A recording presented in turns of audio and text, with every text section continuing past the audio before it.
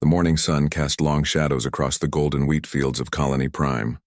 Kate Morrison stood on her office balcony, watching farmers begin their daily work. 15 years had passed since the first humans arrived on this distant world. What started as a desperate gamble had become humanity's greatest success story. The colony stretched for hundreds of miles in every direction. Gleaming cities rose between vast farms that fed 200,000 people. Children played in parks their parents had built with their own hands. Schools taught lessons about two worlds now. Earth, the home they remembered, and this new place they had made their own. Jake Sullivan walked through the security headquarters, checking the morning reports. As head of colonial defense, his biggest problems usually involved broken equipment or lost livestock. His team was small but dedicated.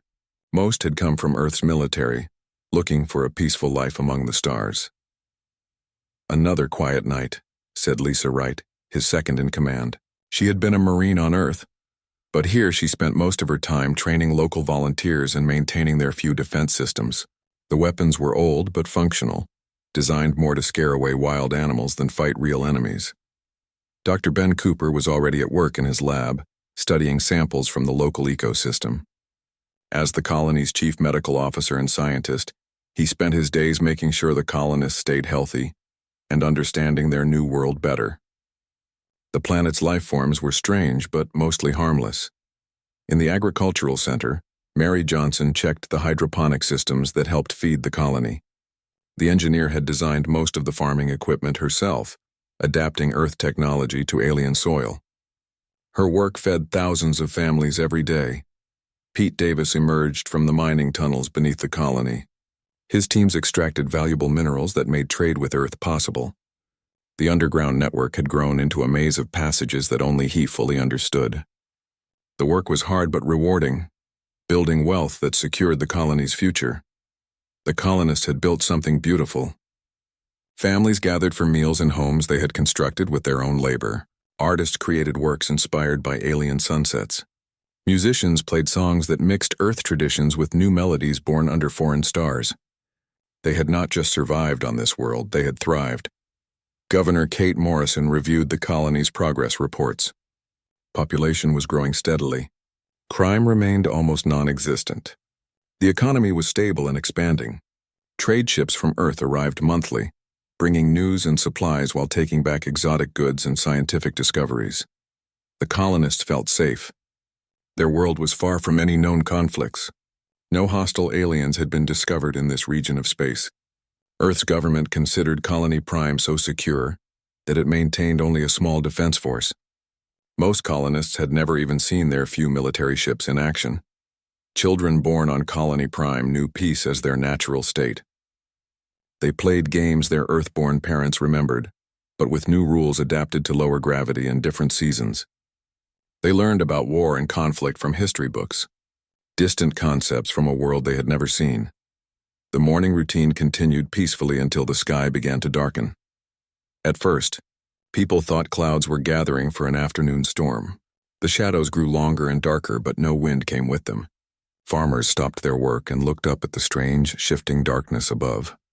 Jake Sullivan received the first emergency call from the orbital monitoring station. The voice on the radio was tight with fear. "Unknown vessels approaching the system. Large formations. They're not responding to our signals."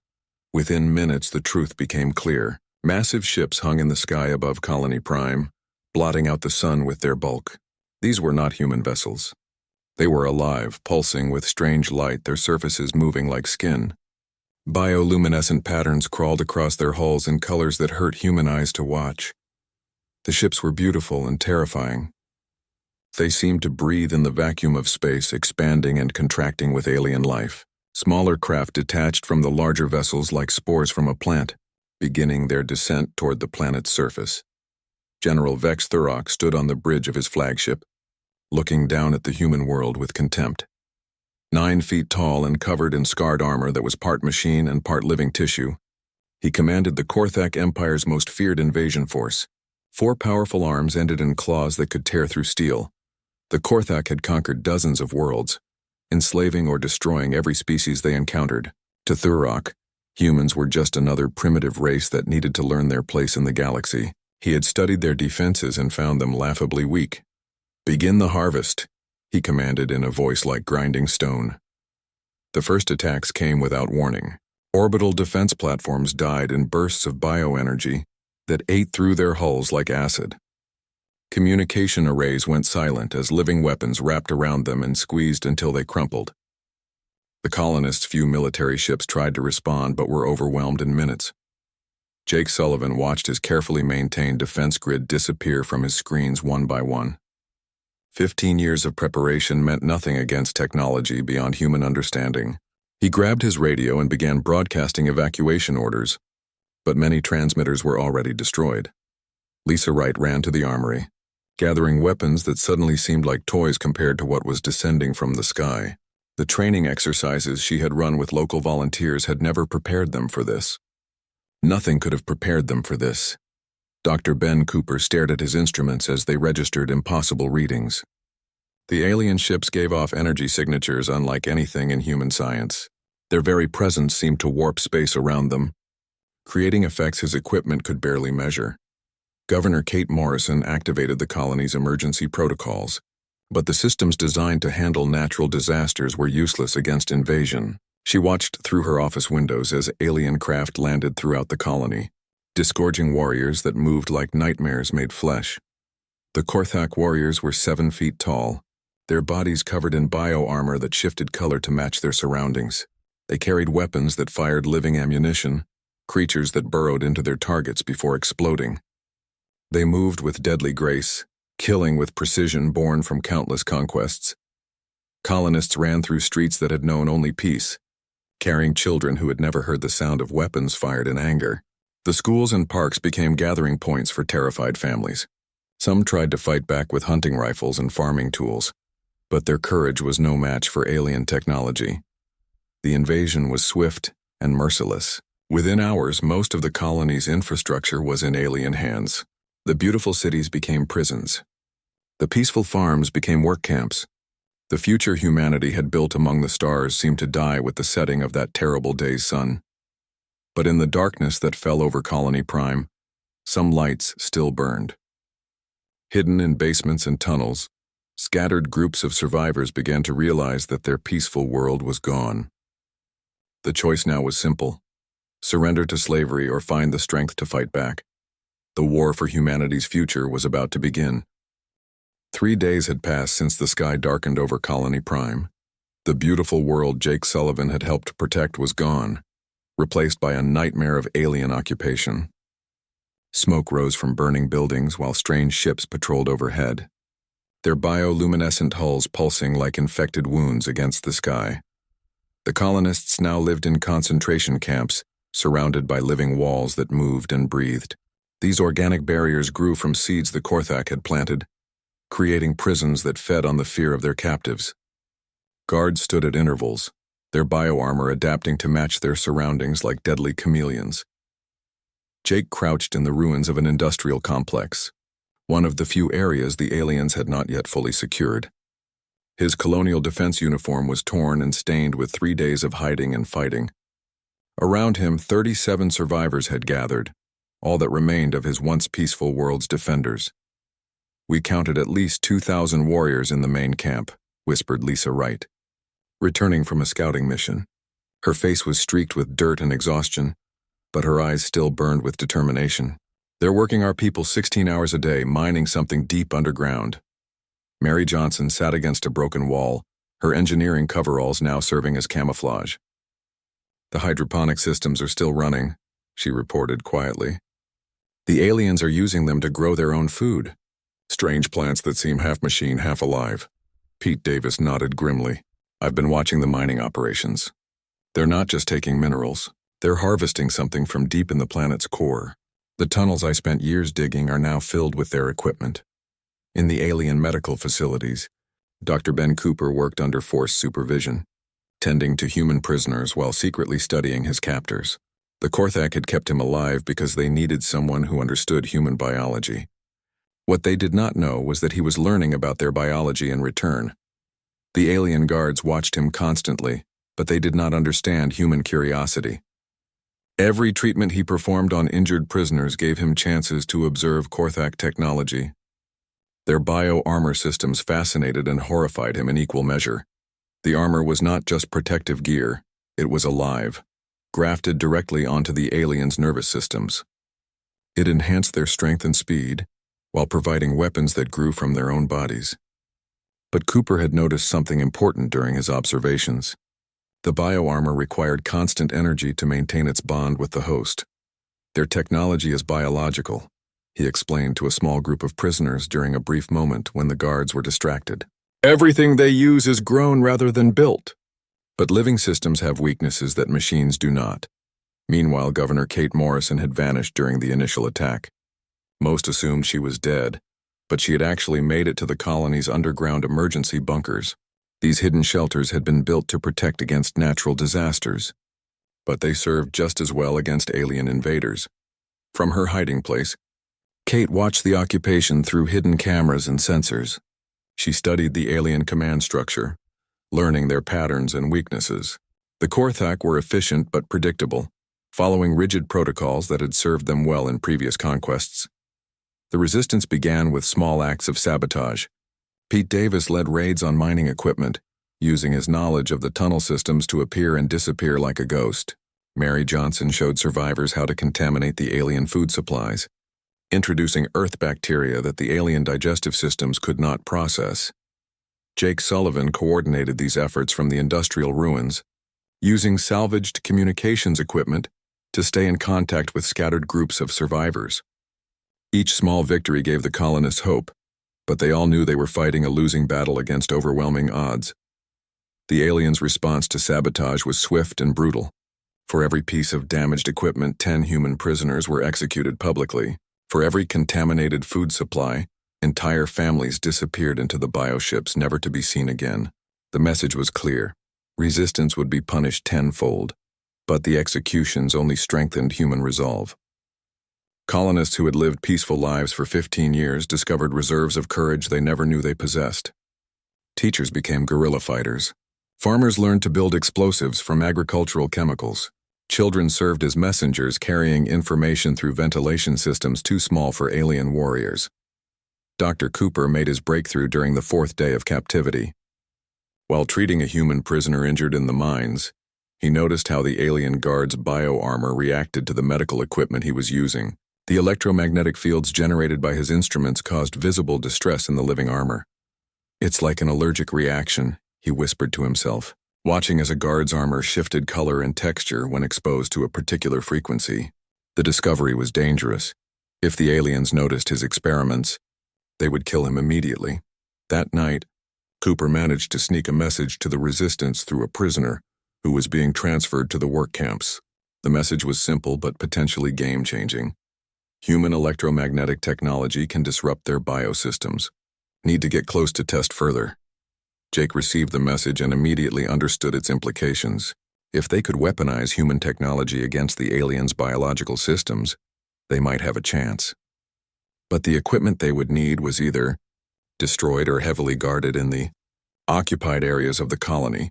Lisa Wright volunteered for the most dangerous mission yet, infiltrating the medical facility. To help Cooper with his research, the journey would require crossing several miles of occupied territory and sneaking past dozens of guards.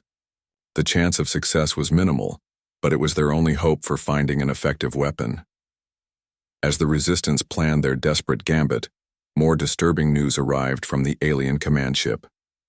Intercepted communications revealed that Colony Prime was not the final target. It was merely a staging ground for something much worse. General Thurok was preparing to use their conquered world as a base for the invasion of Earth itself. The bioships would multiply using resources harvested from Colony Prime, creating a fleet large enough to overwhelm humanity's homeworld. The timeline was terrifyingly short, less than 2 weeks before the Armada would depart. The knowledge that Earth's fate hung in the balance changed everything for the Resistance. This was no longer about saving their colony or their own lives. They were fighting for the survival of the entire human species. Governor Kate Morrison finally emerged from hiding, making contact with Jake's group through Pete's tunnel network. Her appearance shocked the survivors. The dignified leader they remembered had become something harder, forged by days of witnessing alien brutality through her hidden cameras. I've been watching them, she said quietly. I know their schedules, their weaknesses, their command structure. If we're going to stop them from reaching Earth, we need to do something they'll never expect. The resistance gathered that night in an abandoned warehouse. 53 humans who had lost everything but refused to surrender. They knew they were outnumbered 1,000 to 1. They knew their weapons were primitive compared to alien technology.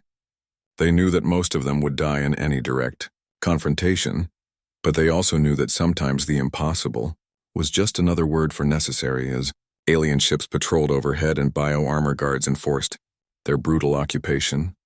The survivors of Colony Prime began planning humanity's last desperate gamble. They would strike at the heart of the alien command structure, knowing that failure meant not just their own deaths but the extinction of every human being in the galaxy.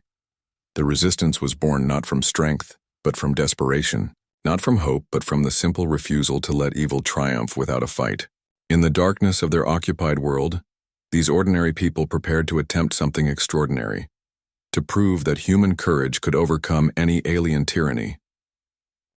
The resistance had grown to nearly 1,000 survivors, hidden in tunnels and ruins throughout Colony Prime. But numbers meant little against the Korthak Empire's overwhelming technological advantage. Jake Sullivan studied intelligence reports by flickering candlelight in their underground headquarters. Each page telling the same grim story. They were losing. Another mining complex fell yesterday, Lisa Wright reported, her voice hollow with exhaustion. That's 12 facilities in 6 days. They're stripping the planet bare faster than we calculated. Mary Johnson worked frantically at a makeshift engineering station, trying to build weapons from salvaged colony equipment. The electromagnetic pulse devices are ready, she said, wiping grease from her hands. But they're one-shot weapons at best. Against their bio-armor, we might get lucky and disable a few guards before they adapt.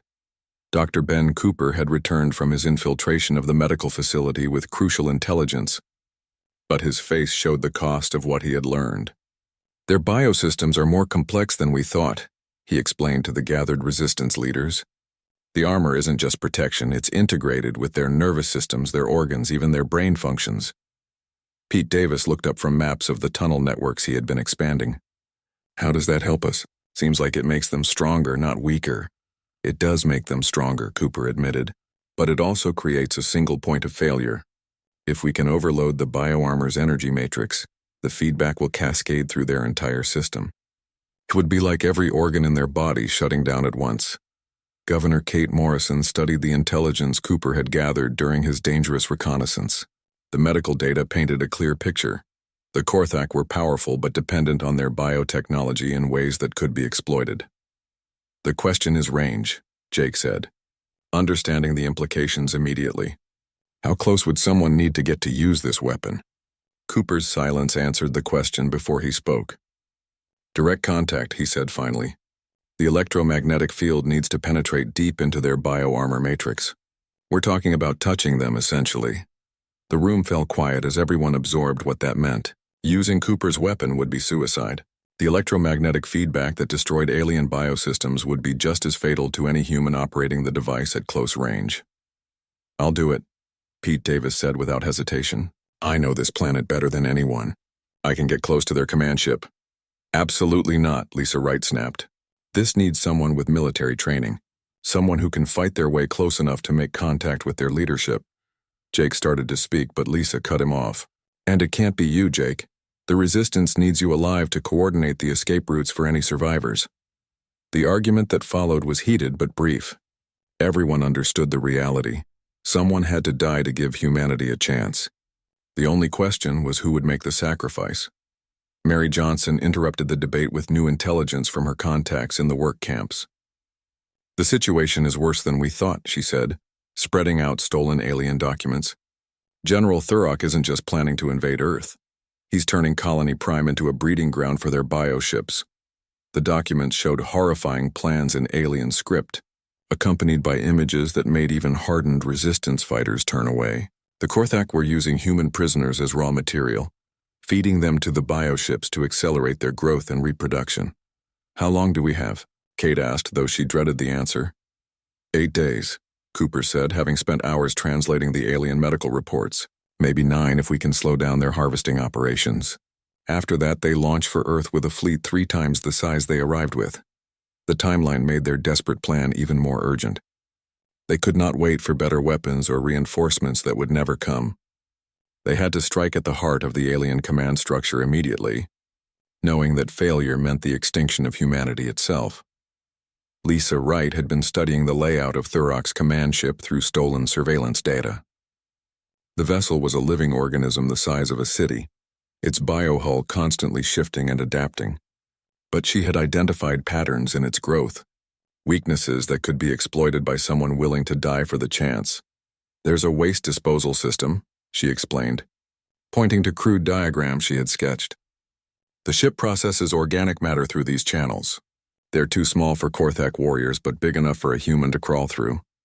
"That's assuming the ship doesn't digest you like food," Pete pointed out grimly.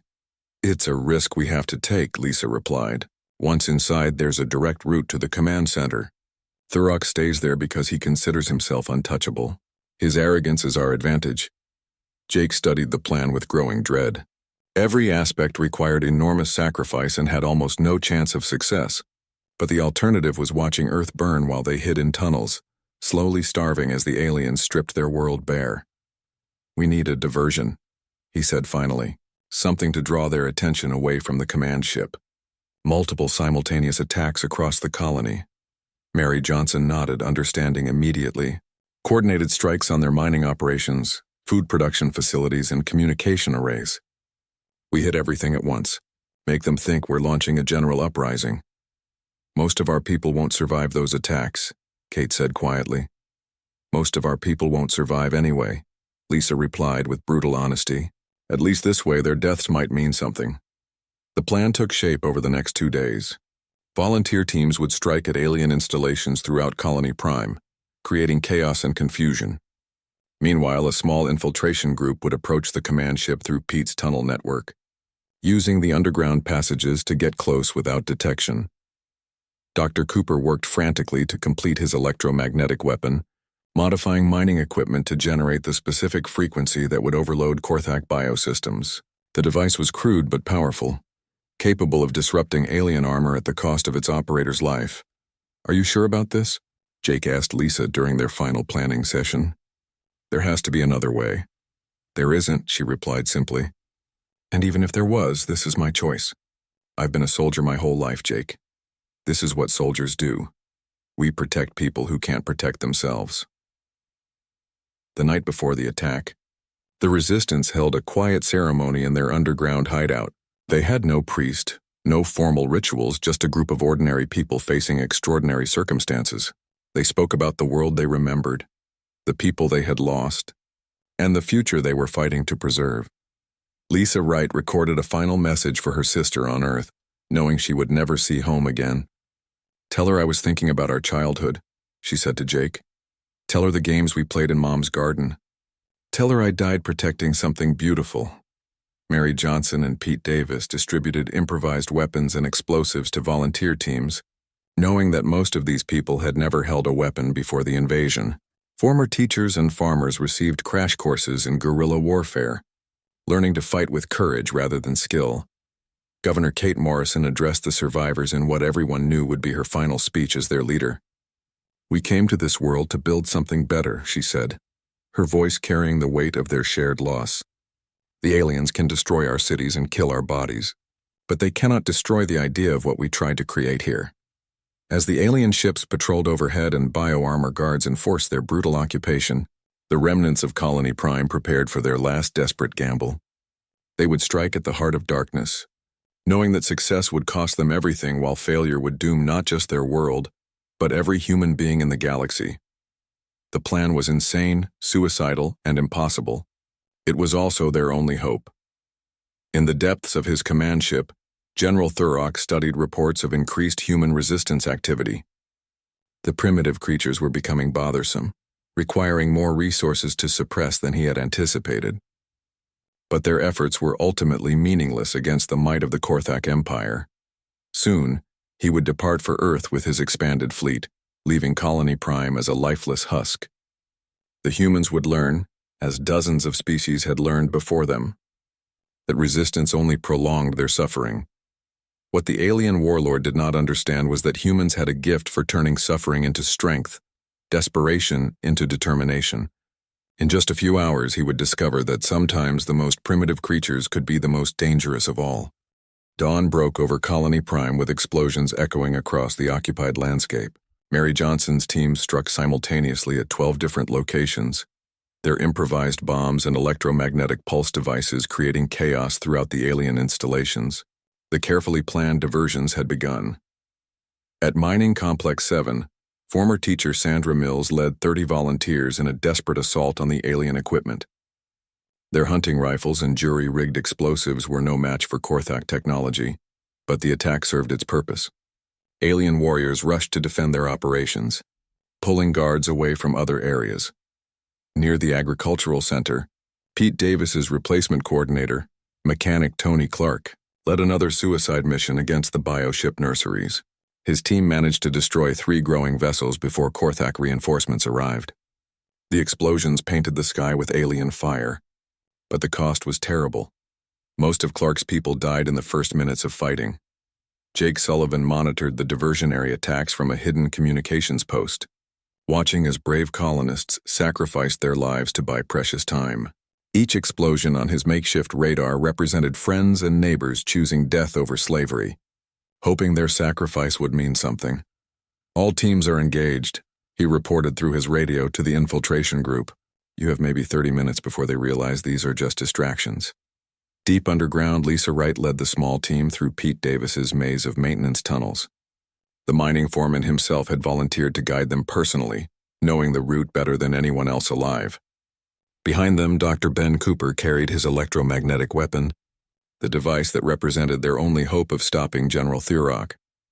The tunnels were cramped and dangerous, filled with toxic gases from the alien mining operations above. Emergency lighting flickered sporadically, casting eerie shadows on walls that seemed to pulse with unnatural life. The Korthak had infected even the planet's underground systems with their biotechnology. Motion sensors ahead, Pete whispered, checking readings on a handheld scanner he had salvaged from mining equipment. 3 of them, maybe 4. The aliens are using living detectors now.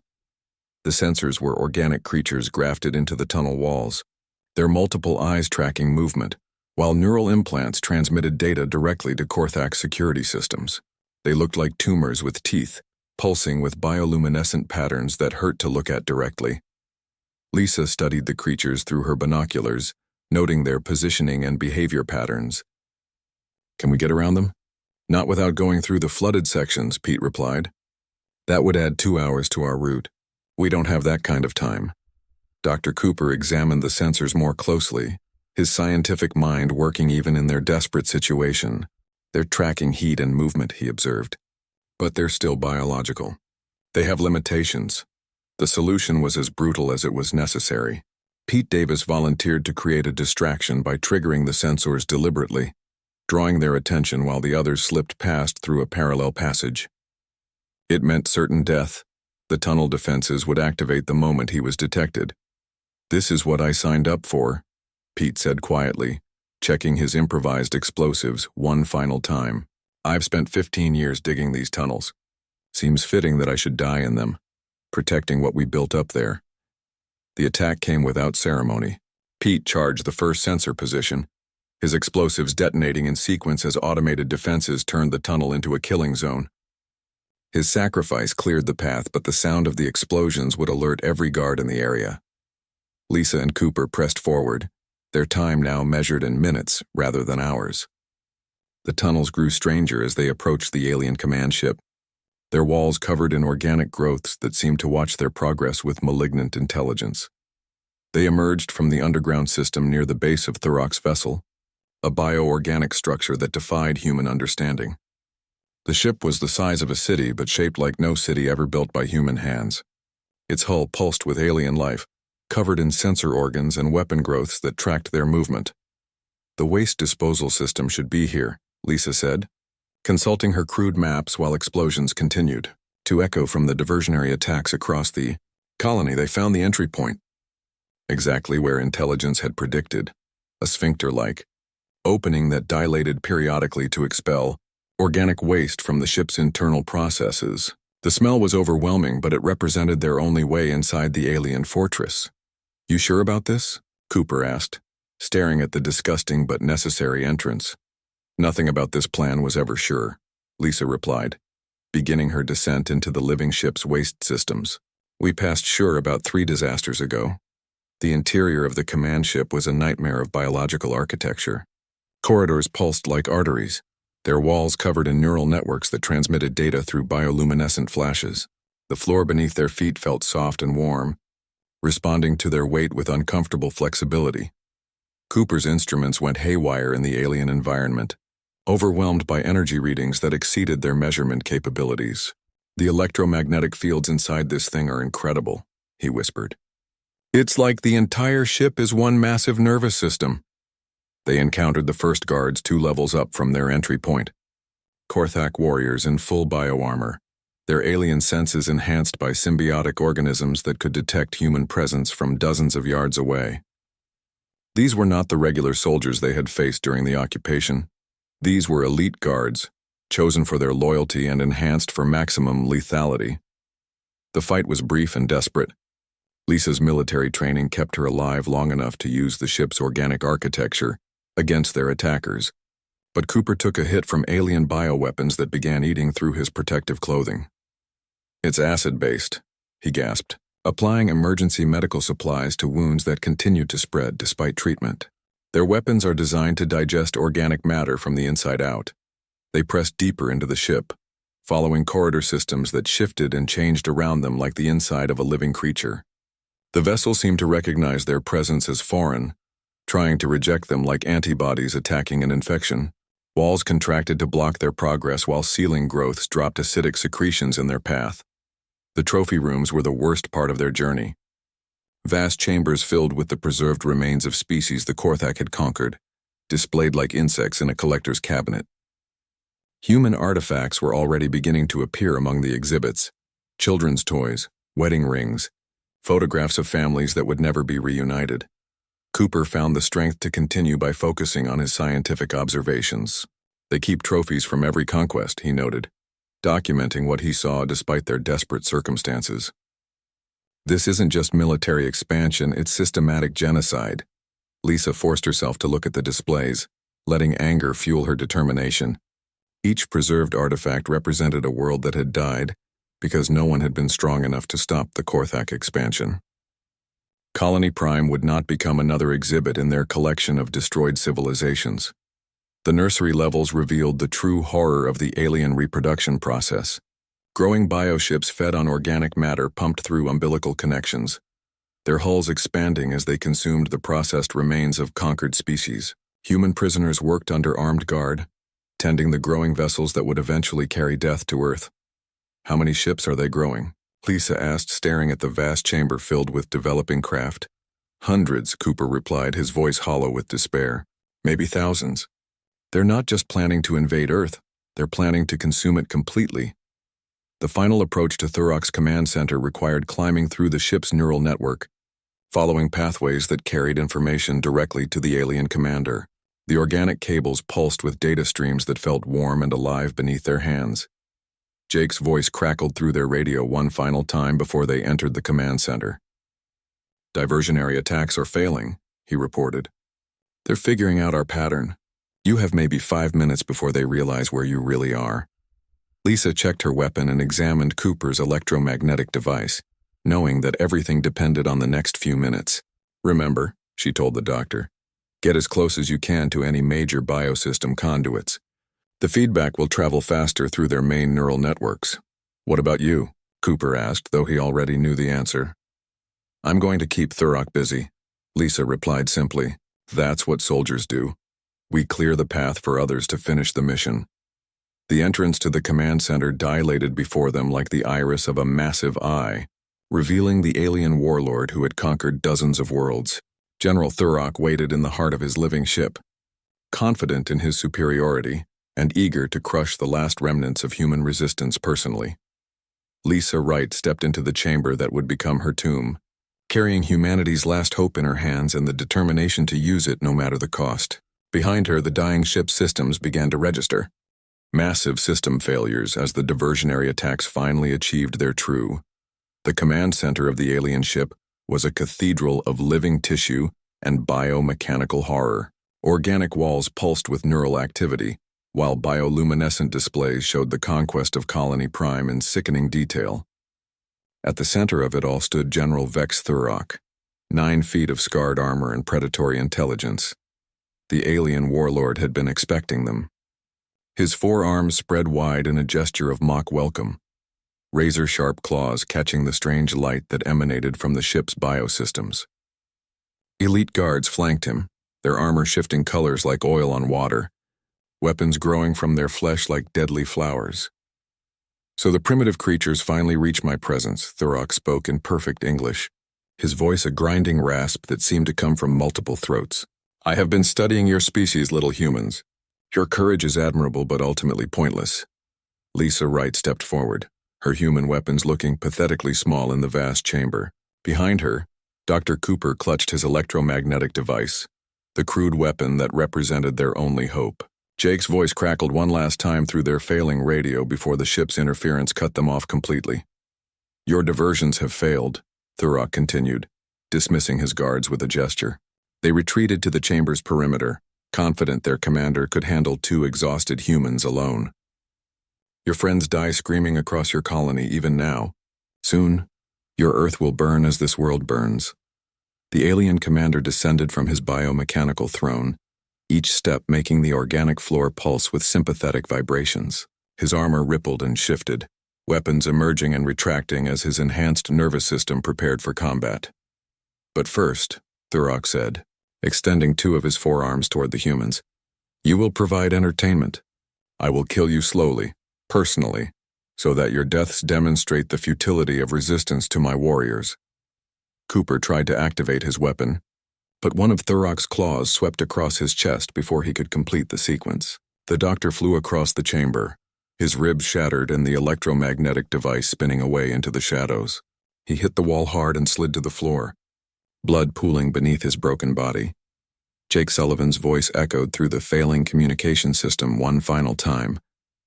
"Lisa, whatever you're going to do it now. The whole colony is watching." Lisa drew her sidearm and opened fire, the bullet striking Thurok's bioarmor and fragmenting against its adaptive surface. The alien laughed, a sound like breaking glass mixed with grinding metal. His 4 arms moved independently, one blocking her attacks while the others reached for her with deadly intent. "Your weapons cannot penetrate armor evolved over 1,000 conquests," he taunted, closing the distance between them with frightening speed. "I have killed the champions of 50 worlds, little human. What makes you think you can succeed where they failed?" The fight was brutally one-sided from the beginning. Thurok's enhanced strength let him shrug off attacks that would cripple a normal being. His bioarmor adapted to each of Lisa's tactics, becoming harder where she struck and smoother where she tried to grapple. But Lisa Wright had not survived 15 years of colonial life and 3 days of desperate resistance by giving up easily. She used the chamber's organic architecture against her opponent, dodging between neural conduits and biomechanical growths that slowed the larger alien's movements. "You talk too much," she gasped, rolling under a claw strike that would have removed her head. Most bullies do. Thurok's response was to increase his aggression, using all 4 arms in coordinated attacks that drove Lisa steadily backward. Her military training kept her alive longer than he had expected, but the outcome was never in doubt. Human reflexes and endurance had limits that alien bioenhancement did not. The first serious blow broke her left arm, the bone snapping like a dry branch under Thurok's casual backhand. The second cracked ribs and sent her sprawling across the pulsing floor. The third would have been fatal if she had not managed to twist away at the last second, leaving deep claw marks across her back instead of through her heart. "Enough play," Thurok snarled, his patience finally exhausted. "You will die now and your species will follow." But as the alien warlord raised all 4 arms for the killing strike, Dr. Cooper found the strength to speak from where he lay broken against the chamber wall. "Lisa," he whispered, just loud enough for her to hear. "The device. It doesn't need to be activated. Just break it near him. The energy release will do the rest." Understanding flooded through Lisa's pain-clouded mind. Cooper's electromagnetic weapon was not a precise instrument. It was a crude but powerful energy source barely contained by human engineering. If she could rupture its containment while in contact with Thurok, the uncontrolled discharge would accomplish what careful activation could not. She lunged not away from the alien commander but toward him, wrapping her arms around his armored waist as his claws descended toward her head. The bioarmor tried to reject her grip, but human desperation proved stronger than alien adaptation. "What are you doing?" Thurok demanded, confusion replacing confidence for the first time since the humans had entered his domain. "Something you'll never understand," Lisa replied, pulling Cooper's device from where it had fallen and pressing it against the alien's chest. "I'm making sure my home survives." She twisted the device's power coupling with her remaining strength, overloading the containment field that held back its electromagnetic fury. The energy discharge was immediate and catastrophic. The pulse ripped through Thurok's bioarmor like fire through dry paper, overloading neural pathways that had been enhanced beyond natural limits. His forearms convulsed as his nervous system collapsed, the very improvements that made him superior becoming the conduit for his destruction. Lisa felt the feedback tear through her own body, every nerve ending burning as the uncontrolled energy sought the path of least resistance. But she held on, keeping the device pressed against Thurok's chest as both their bodies were consumed by electromagnetic fire. The alien warlord's death was neither quick nor quiet. His bioarmor systems failed in cascade, each shutdown triggering the next until his enhanced body could no longer sustain itself. He fell to his knees, then collapsed completely, his scarred exoskeleton cracking like broken pottery. Lisa Wright died seconds later, her body burned out by the same energy that had destroyed humanity's greatest enemy, but she died with a smile on her face, knowing that she had given her species a fighting chance. The electromagnetic pulse that killed both combatants continued spreading throughout the command ship's bio-neural networks. Thurok's living vessel began dying as its systems failed one by one, the cascade of destruction reaching every corner of the massive organism. Dr. Cooper used his last strength to activate the ship's communication array, broadcasting Lisa's final message across all frequencies. "This is Colony Prime Resistance. The alien commander is dead. Their biosystems can be defeated. Don't surrender. Don't give up. Make them pay for every inch." The message reached not only the surviving colonists but human settlements throughout the galaxy, carrying with it detailed information about Korthak weaknesses that Cooper had discovered during his infiltration. The electromagnetic frequencies, the bioarmor vulnerabilities, the cascade failure points, all of it transmitted in Lisa's dying words. Jake Sullivan heard the broadcast from his hidden command post and understood immediately what it meant. Lisa had done the impossible, giving humanity the weapon it needed to fight back against alien tyranny. The death of General Thurok threw the Korthak invasion force into chaos. Without their supreme commander, the rigid alien hierarchy collapsed into infighting and confusion. Lesser commanders fought each other for control, while their bioships began showing signs of systematic failure. Governor Kate Morrison emerged from hiding to coordinate the final liberation of Colony Prime.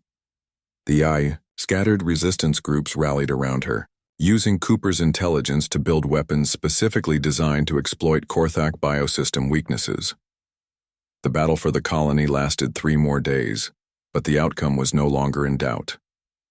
Demoralized and leaderless, the alien forces retreated to their remaining ships and fled the system, leaving behind their growing biovessels and most of their equipment. Mary Johnson led the effort to reverse engineer alien technology, turning their own bioweapons against them.